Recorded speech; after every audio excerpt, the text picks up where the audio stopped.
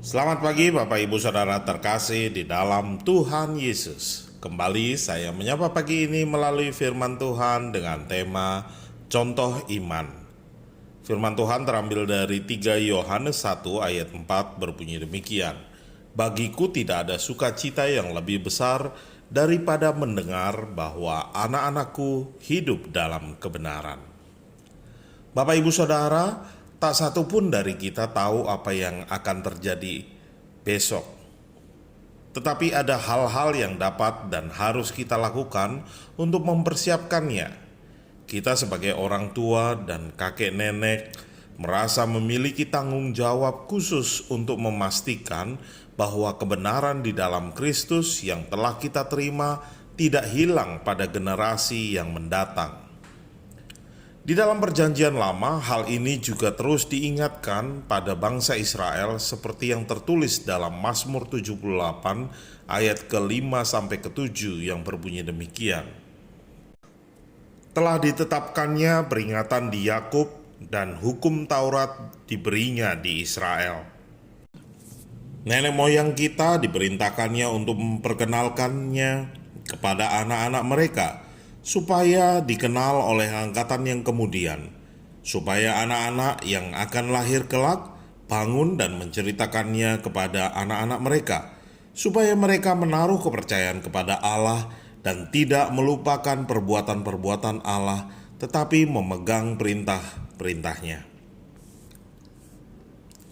Kita perlu mempersiapkan jalan bagi mereka untuk berjalan dalam kebenaran.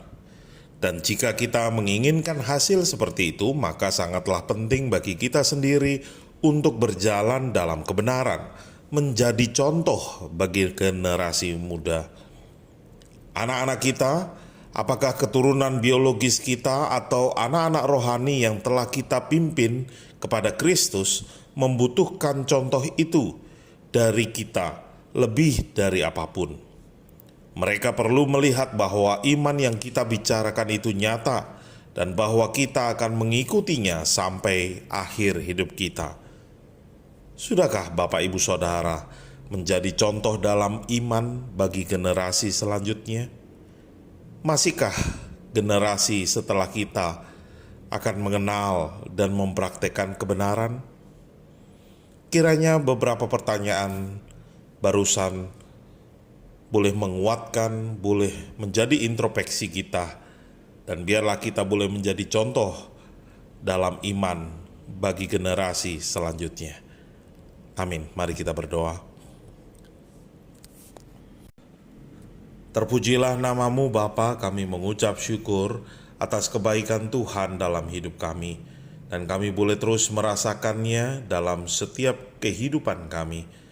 Dan kami bersyukur kami boleh mengenal Allah yang hidup, yang menyelamatkan kami dari maut. Dan biarlah melalui kehidupan kami, kami juga boleh memberikan contoh iman kami kepada anak cucu kami, sehingga mereka juga boleh mengenal siapa Allah, siapa Yesus Kristus yang menjadi penyelamat bagi umat manusia. Terima kasih Bapa, terpujilah namamu dan jadilah kehendak-Mu. Kami menyerahkan hidup kami seutuhnya ke dalam tangan kuasa Tuhan.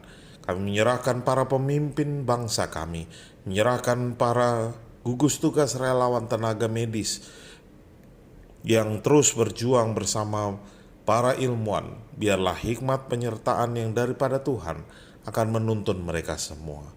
Terpuji namamu Bapa dan jadilah kehendak-Mu. Menyerahkan hidup kami, menyerahkan sepanjang hari ini.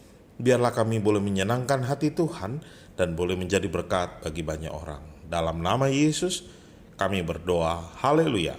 Amin. Selamat pagi, selamat beraktivitas. Tuhan Yesus memberkati kita semua. Shalom.